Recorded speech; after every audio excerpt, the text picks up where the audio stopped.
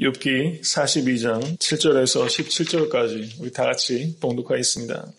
여호와께서 욥에게 이 말씀을 하신 후에 대만 사람 엘리바스에게 이르시되 내가 너와 내 두 친구에게 노하노니 이는 너희가 나를 가리켜 말한 것이 내 종 욥의 말같이 정당하지 못함이니라. 그런즉 너희는 수송아지 7과 수양 7을 취하여 내 종 욥에게 가서 너희를 위하여 번제를 드리라. 내 종 욥이 너희를 위하여 기도할 것인즉 내가 그를 기쁘게 받으리니 너희의 우매한 대로 너희에게 갚지 아니하리라. 이는 너희가 나를 가리켜 말한 것이 내 종 욥의 말같이 정당하지 못함이니라. 이에 대만 사람 엘리바스와 수아 사람 빌닷과 나마 사람 소발이 가서 여호와께서 자기들에게 명하신 대로 행하니라. 여호와께서 욥을 기쁘게 받으셨더라. 욥이 그 벗들을 위하여 빌매 여호와께서 욥의 공경을 돌이키시고 욥에게 그전 소유보다 갑절이나 주신지라. 그의 모든 형제와 자매와 및 전에 알던 자들이 다 와서 그 집에서 그와 함께 식물을 먹고 여호와께서 그에게 내리신 모든 재앙에 대하여 그를 위하여 슬퍼하며 위로하고 각각 금 한 조각과 금고리 하나씩 주었더라. 여호와께서 욥의 모년에 복을 주사 처음 복보다 더하게 하시니 그가 양 1만 4천과 약대 6천과 소 1천 결이와 암나귀 1천을 두었고 또 아들 7과 딸 3을 낳았으며 그가 첫째 딸은 여밈이라 이름하였고 둘째 딸은 그스야라 이름하였고 셋째 딸은 게렛 합복이라 이름하였으며 전국 중에 욥의 딸들처럼 아리따운 여자가 없었더라. 그 아비가 그들에게 그 오라비처럼 산업을 주었더라. 그 후에 욥이 140년을 살며 아들과 손자 시대를 보았고 나이 늙고 기한이 차서 죽었더라. 아멘. 40일 동안 참 수고 많이 하셨습니다. 그래서 욥기 공부하면서 많이 힘드셨을 텐데 정말 하나님께서 함께해 주시고 순간순간 지켜주신 것을 경험할 수 있어서 얼마나 감사한지 모르겠어요. 아마 시원섭섭하실 것 같으신데요. 욥기가 이제 이렇게 끝이 나는데 또 언제 욥기를 또 나누게 될까 또 그런 생각이 들 정도로 저 개인도 욥기를 공부하면서 하나님의 참 크신 은혜 경험할 수 있었고 욥기를 공부하면서 이게 정말 하나님의 말씀일 수밖에 없구나 이런 생각이 참 들었습니다. 그 예전에 쓰여진 책이 이토록 깊고 신비하고 정말 측량할 수 없는 지혜를 담고 있는 걸 볼 때 이것이 정말 사람이 쓸 수 있는 책은 아니다. 아마 그런 것들을 우리가 깊이 좀 경험할 수 있었던 것 같습니다.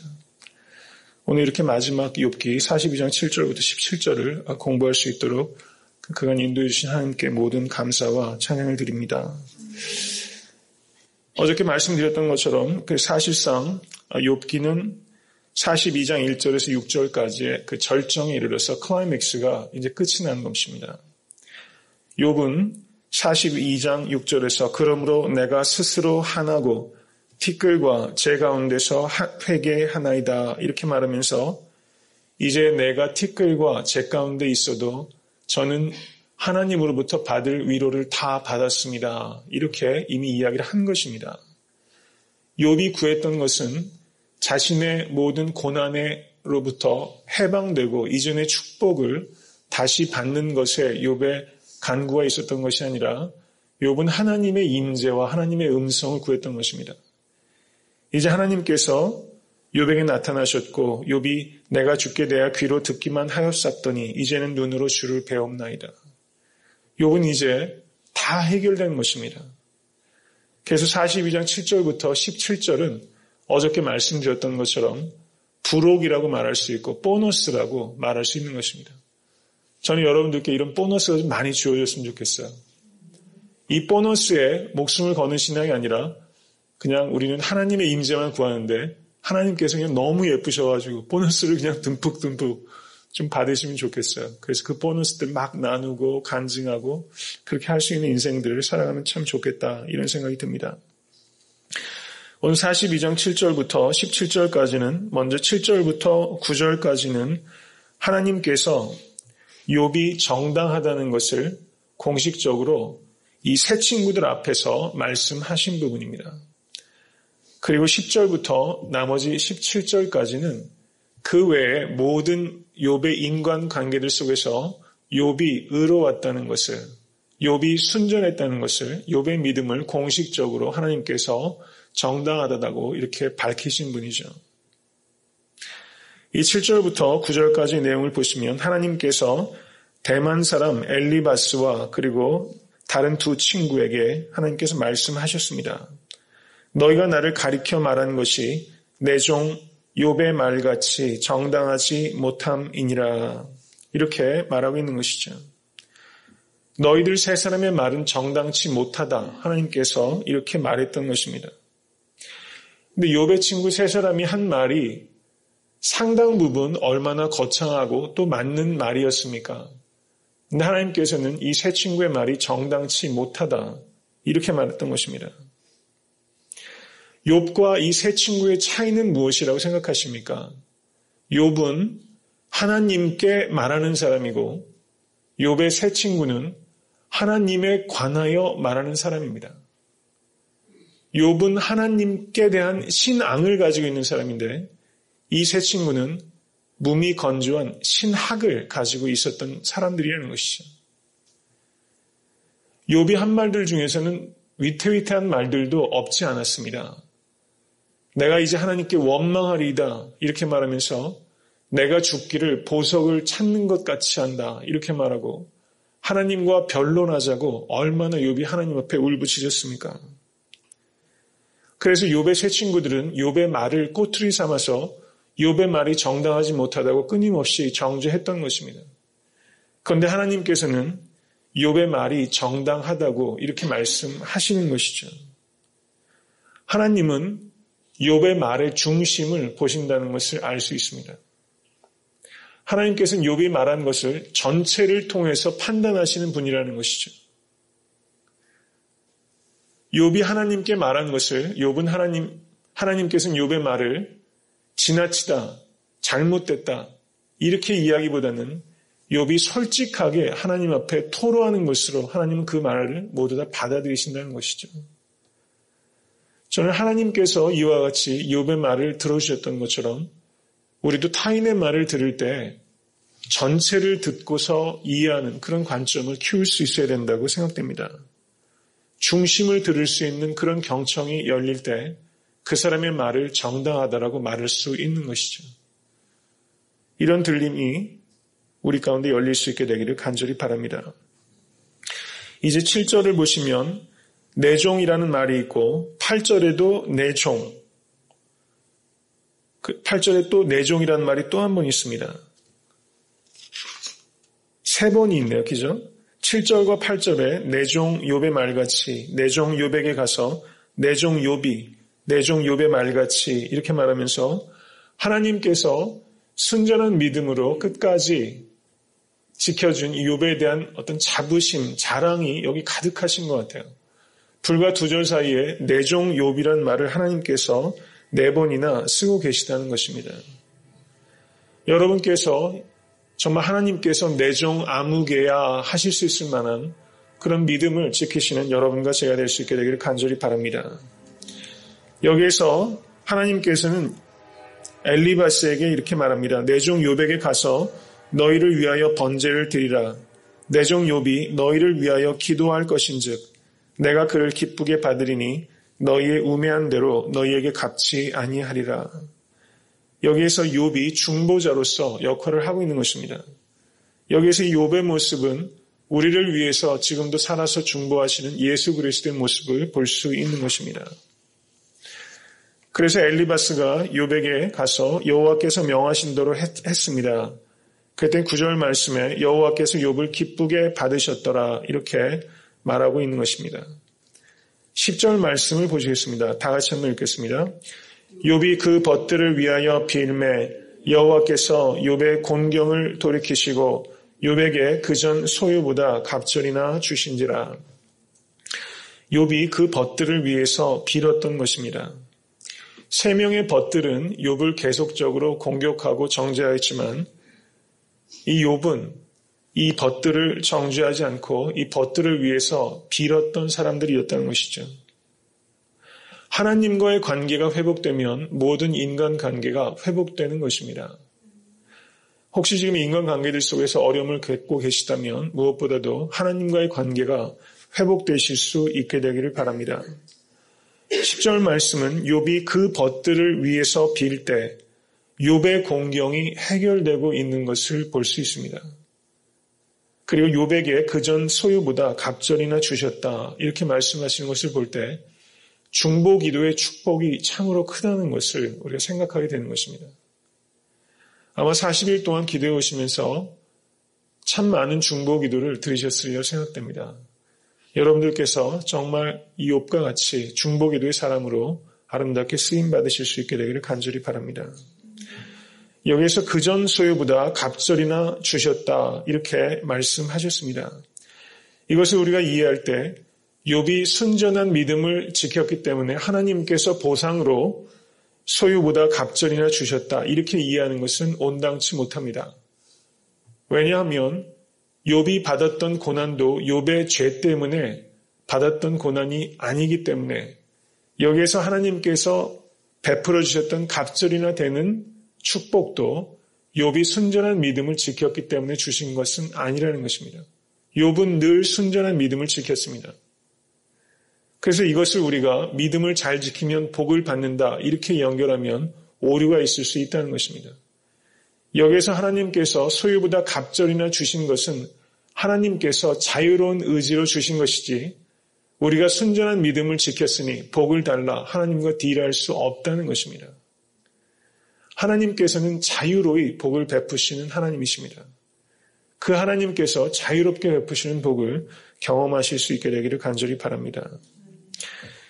이제 11절 말씀을 보시면 이제 새 친구들과의 관계뿐만 아니라 모든 형제와 자매와 및 전에 알던 자들이 다 와서 그 집에서 그와 함께 식물을 먹고 라고 말하고 있습니다. 정말 여러분들께서 세우는 가정이 이런 가정 되실 수 있기를 축원합니다. 이 모든 사람들이 와서 금 한 조각과 금고리 하나씩 주었다 이렇게 말했는데 이것은 욥에게 무슨 선물을 했다는 의미가 아니라 욥에게 존경의 표시로 주었던 것입니다. 욥의 모든 위치가 완전히 회복되고 있는 것을 여기서 볼 수 있는 것이죠. 그래서 욥에게 여호와께서 욥의 모년에 복을 주사 처음 복보다 더하게 하셨다 이렇게 말씀하고 있는 것입니다. 그리고 14절부터 15절까지는 특이하게 욥의 7 아들과 3 딸 중에서 3 딸에 대한 언급이 나와 있습니다. 그리고 딸의 이름까지 나와 있죠.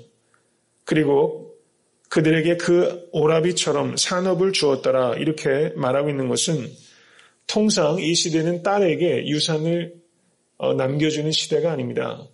그런데 딸들에게조차 그 오라비처럼 산업을 남겨주었다는 것은 욥의 소유가 얼마나 컸는가 하는 것을 말해주는 것이죠.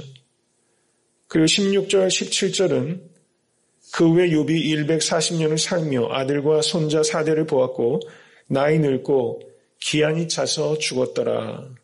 이렇게 말하면서 기한이 차서 죽는 그런 복을 지금 말하면서 욥의 대단원을 마치게 되는 것입니다. 이 마지막 42장 7절부터 17절은 참 이렇게 편안한 마음으로 읽을 수 있는 그런 이야기로 해피엔딩으로 이 욥기가 지금 마무리가 되고 있습니다. 욥기 전체를 통해서 어떤 것들을 배워오셨습니까? 간단하게 욥기를 통해서 우리가 배울 수 있었던 것 그리고 같이 생각했던 것들을 나누고자 합니다. 제가 처음 말씀드렸던 것처럼 저는 이 욥기를 공부하면서 하나님의 말씀이 얼마나 깊은가, 하나님의 말씀이 얼마나 신비로운가 이것을 참 경험할 수 있었습니다.